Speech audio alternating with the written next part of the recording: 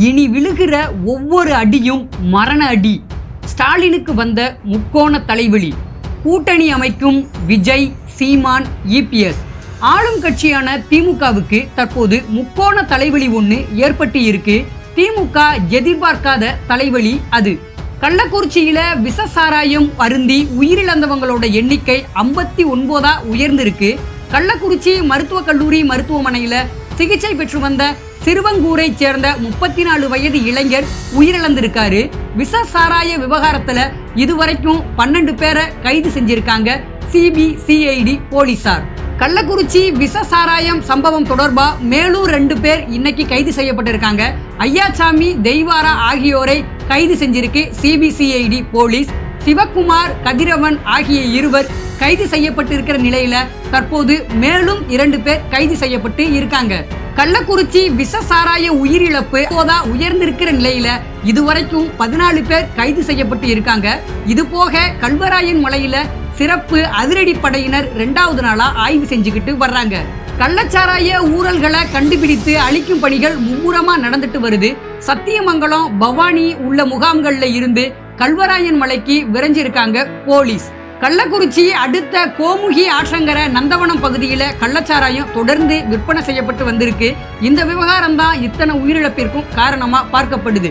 இதுல கள்ளக்குறிச்சி நகராட்சிக்குட்பட்ட கருணாபுரம், மாதவச்சேரி பகுதியில விற்பனை செஞ்ச பாக்கெட் சாராயத்தை சிலர் குடிச்சிருக்காங்க. இந்த கள்ளக்குறிச்சி கள்ளச்சாராய விவகாரம் தமிழ்நாட்டையே உலுக்கி இருக்கு. உள்ளூர் போலீசாருக்கு தெரிஞ்சே கள்ளச்சாராயன விற்பனை நடைபெற்று இருப்பதாகவும் குற்றச்சாட்டுகள் வைக்கப்படுது. இப்படிப்பட்ட நிலையில தான் ஆளும் திமுகவிற்கு தற்போது முக்கோண தலைவலி ஒன்று ஏற்பட்டு இருக்கு. அது திமுக சற்றும் எதிர்பார்க்காத தலைவலின்னு கூறப்படுது. அதன்படி முதல் விஷயமா ஆளும் திமுகவிற்கு எதிராக அதிகாரப்பூர்வமற்ற முக்கோண கூட்டணி உருவாகி இருக்கு. அது நாம் தமிழர் கட்சி, அதிமுக, விஜயோட தமிழக வெற்றி கழகம் கூட்டணி. இதுல நாம் தமிழர், அதிமுக, விஜய் இந்த 3 கட்சிக்கும் நல்ல வலுவான ஐடி விங் இருக்கு. ஒன்னு ரசிகர் மன்ற ஐடி விங், மற்ற 2மே அரசியல் ஐடி விங். இதுல விஜயோட ஐடி டீம் ஏற்கனவே பல மோசமான சண்டைகளை பார்த்த டீம், எளிதா ட்ரெண்டிங் செஞ்சு பழக்கப்பட்ட டீம். தமிழ்நாட்டுல விஜயோட தமிழக வெற்றி கழகம், அதிமுக, நாம் தமிழர் கூட்டணி உருவாகலாம்னு அதிமுக ஆதரவு ஆலோசகர்கள் சிலர் சொல்லிக்கிட்டு வர்றாங்க.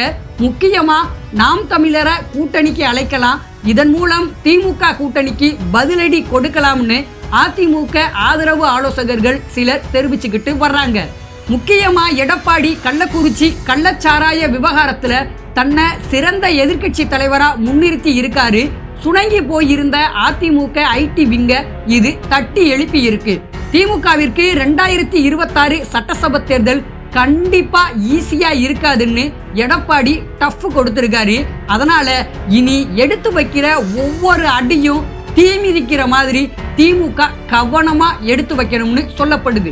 வருகின்ற சட்டசபை தேர்தலுக்குள்ள நாம் தமிழர் கட்சி தமிழக வெற்றி கழகத்தோட கூட்டணி வைக்கும்னு எதிர்பார்க்கப்படுது. இவங்களோட சேர்ந்து அதிமுகவும் பயணிக்கும் பட்சத்துல திமுகவை எளிதில வீழ்த்தி விடலாம்னு சொல்லப்படுது. இதனால திமுக மிகப்பெரிய சவாலை எதிர்கொள்ள வேண்டியிருக்கும். இந்த கூட்டணியை உடைக்க திமுக என்ன செய்ய போகுது, அடுத்த கட்ட நடவடிக்கை என்ன, முதல்வர் ஸ்டாலின் என்ன நடவடிக்கை எடுக்க போறாரு அப்படின்றத பொறுத்திருந்து பார்ப்போம்.